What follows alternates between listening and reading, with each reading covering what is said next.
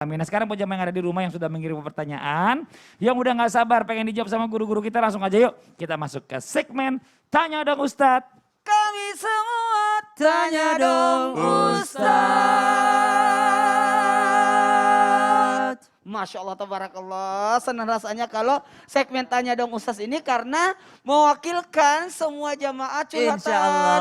Pertanyaannya di rumah jadi enak. Ikut serta makasih ya. Udah setia nonton Islam Tindak. Gimana Sasam, silakan. Alhamdulillah, dan sudah masuk 2 pertanyaan Ustadz untuk pertanyaan tema zakat kita hari ini. Mudah-mudahan dengan belajarnya kita semua insya Allah menyelamatkan kita daripada harta-harta yang harusnya kita keluarkan. Assalamualaikum dari Sofi Aulia 2. Langsung nih Ustadz ya. Langsung. Kalau mau berzakat tapi ngumpet-ngumpet dari suami, apa hukumnya Pak Ustadz? Mohon jawabannya dan terima kasih sebelumnya. Baik, bismillahirrahmanirrahim, berzakat tapi ngumpet-ngumpet dari suami. Yang jelas gini, merupakan kewajiban individu.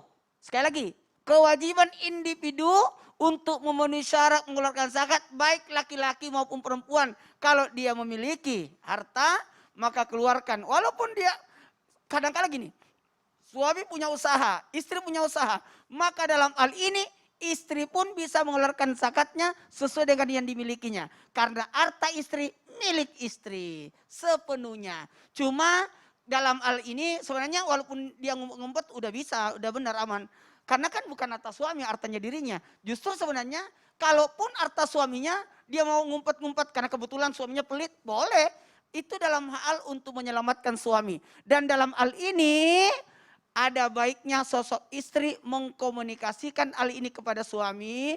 Sebagai apa? Penghormatan, etika dalam berinteraksi suami istri gitu. Jadi kan individu, jadi ya masing-masing Jadi masing-masing punya bertanggung jawab dengan hartanya. Siap. Ya aku baca lagi ya. Pertanyaan kedua. Masya Allah, tabarakallah.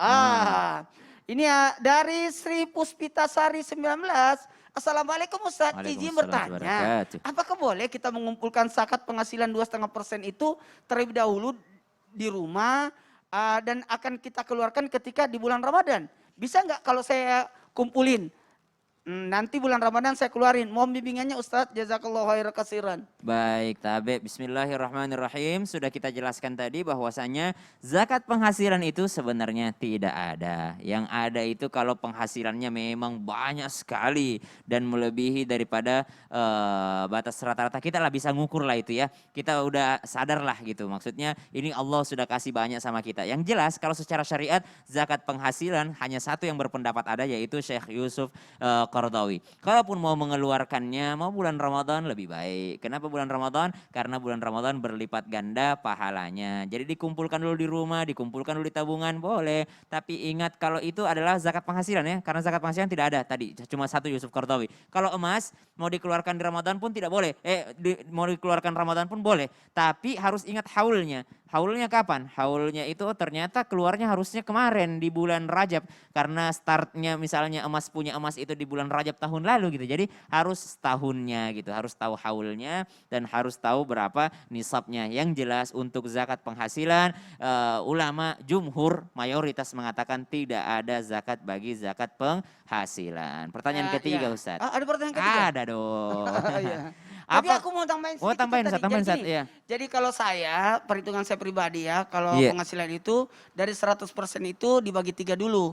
30% untuk kebutuhan, jadi 30% buat keluarga, 30% buat ke keluarga inti. Kemudian 10%-nya itu yang dikeluarin. 5%-nya adalah biaya operasional dan 5%-nya adalah yang dikeluarin. Berarti 5%-nya itu berarti yang lainnya kayak nafkah.